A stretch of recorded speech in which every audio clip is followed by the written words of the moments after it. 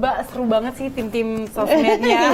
Ini baru setengah lagi ya. pada shoot di depan. Jadi kayak rame terus ya Rame rumahnya terus. kalau ada mereka. Tapi kalau Mbak Zita hobinya apa sih?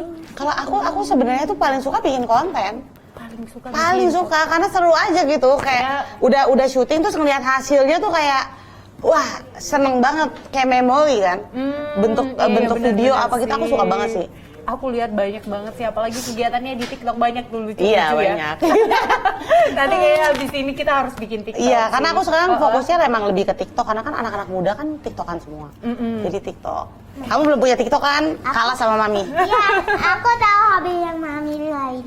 Apa? Tegas, jalan, ngaji, nggak hobi sama Bobo. Oh, Bobo, iya benar. Bobo sama makan. Udah, kamu udah sana. Tapi kan Mami kerja, jadi harus banyak istirahatnya juga, biar nggak capek terus, tetap sehat. Nanti kalau istirahatmu gendut loh. Ah, itu mah keke deh.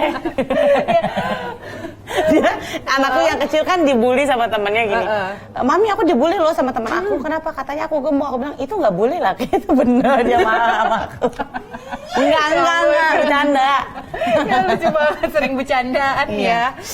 Mbak, kan kalau sekarang tadi Mbak bilang sekarang semua serba medsos, TikTok. Tapi banyak juga kalau kita lihat anak-anak banyak lah anak-anak pengguna TikTok yang salah menggunakan TikTok gitu. Banyak, nggak TikTok aja, media sosial lah pada umumnya. Tanggapan Mbak Zita gimana? Nah, aku buat ibu atau moms yang ngebikinin anak-anakku YouTube channel dan juga social media channel, aku udah tanemin ke mereka nih dari kecil bahwa konsepnya adalah having fun dan edukasi.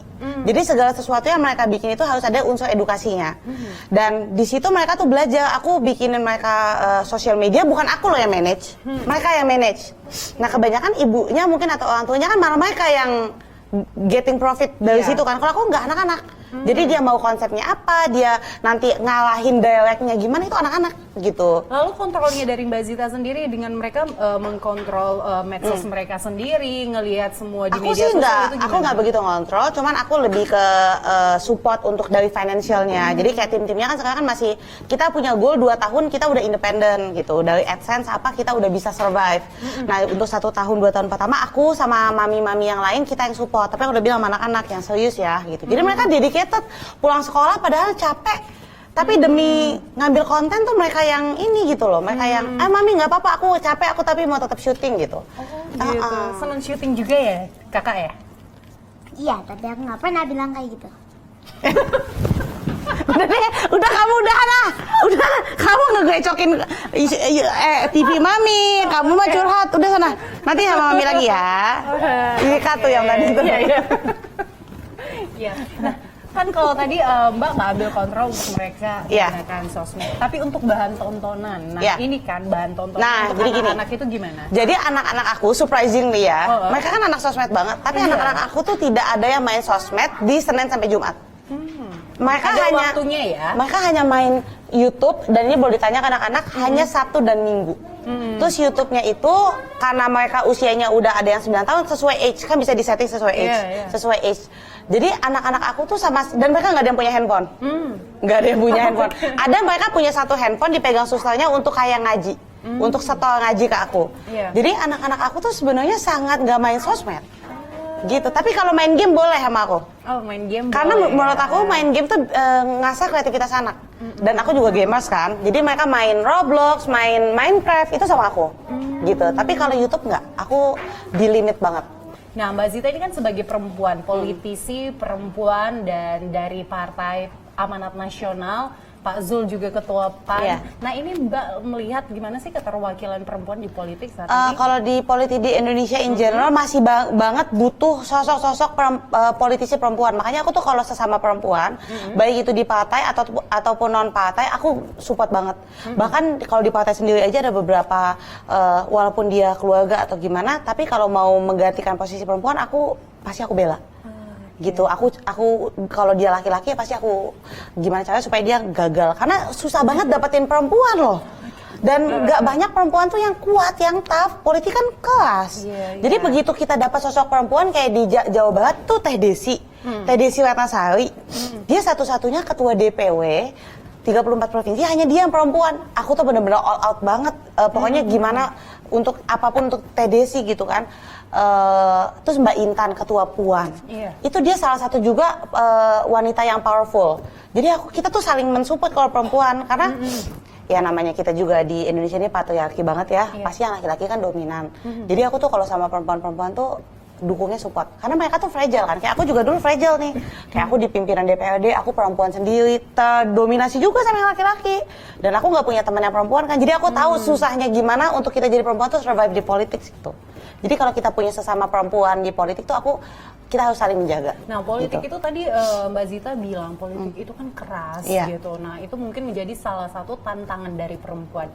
Tapi apa sih yang menurut Mbak Zita menjadi hal yang bisa menarik perempuan untuk mau terjun ke politik? Sebenarnya lebih kesadaran sih. Kesadaran bahwa isu-isu perempuan itu yang ngerti hanya perempuan. Kalau kita coba, kalau aku nggak maju di DKI, itu hibah PAUD belum keluar loh. Sekarang hampir semua grup PAUD di DKI yang 99,9% ada perempuan, menikmati 550.000 per bulan. Kalau aku nggak DPRD, siapa yang mau perjuangin itu? Kalau laki-laki paling bikin jalan, bikin ini, bikin itu.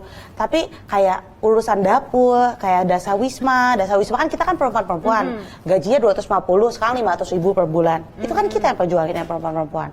Kalau nggak perempuan, siapa lagi gitu loh. Nah, pertama kali dan menurut aku tuh politik tuh kalau laki-laki semua tuh kotor, transaksional banget. Kalau perempuan tuh lebih pakai hati gitu.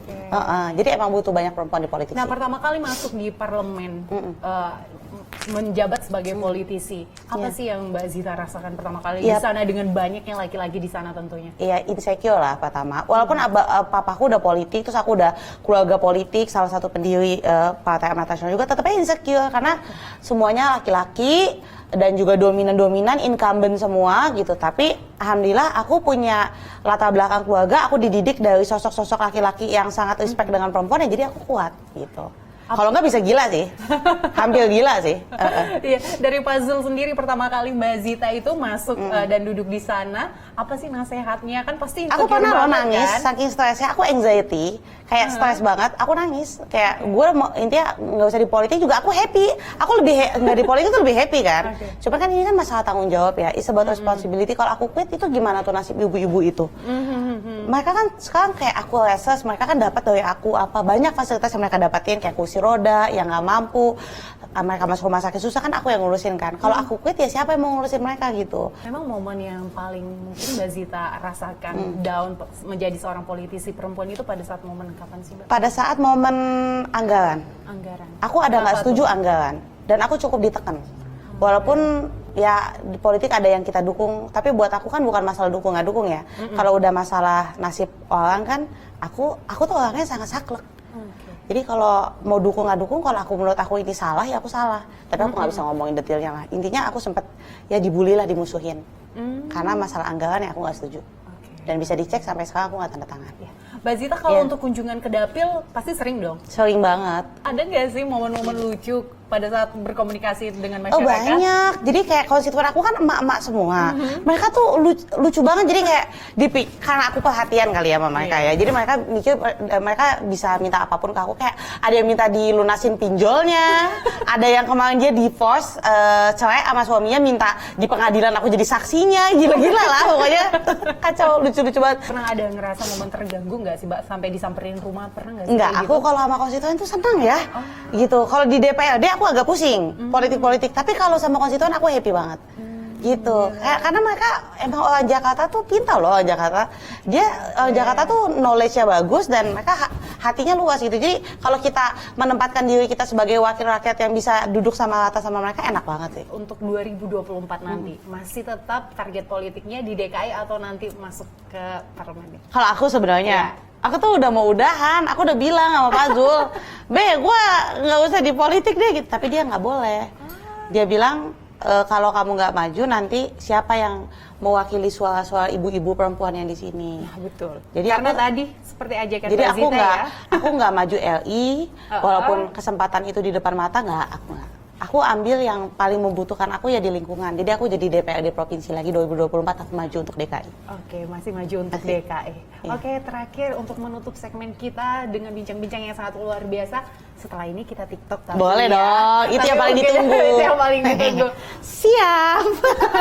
Ada pesan yang mau disampaikan untuk wanita-wanita di luar sana? Untuk Ya. para wanita, banyak juga Zita lihat di sosial media banyak wanita yang sekarang bisnis, ya kan lebih banyak yang nggak hanya rumah tangga tapi juga working moms.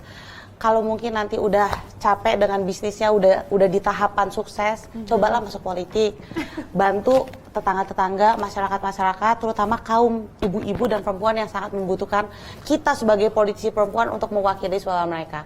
Nggak usah jauh-jauh, masalah pendidikan, masalah kekerasan seksual, masalah harga minyak, bawang, ayam, itu kan harus wanita yang mewakilkan, karena siapa lagi kalau bukan kita wanita yang mengerti masalah-masalah itu. Nah, siapa lagi nih pemirsa, siapa lagi kalau nggak perempuan sendiri? Nah, Mbak Zita, sekarang waktunya kita TikTok. Ayo, Yuk. siap, let's go! Ini yang paling ditunggu. Gitu loh.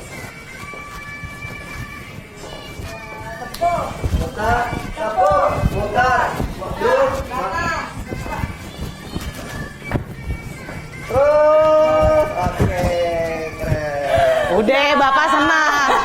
Udah selesai, Bapak senang. Pemirsa, demikianlah cerita wanita kita kali ini, seru banget. Banget. Sama Mbak Zita Adlani, Wakil DPRD DKI Jakarta. Makasih ya Siap, untuk sama-sama, cerita Des. hari ini. Sampai ketemu lagi. Siap. Saya Yasmin Stanggan, sampai jumpa.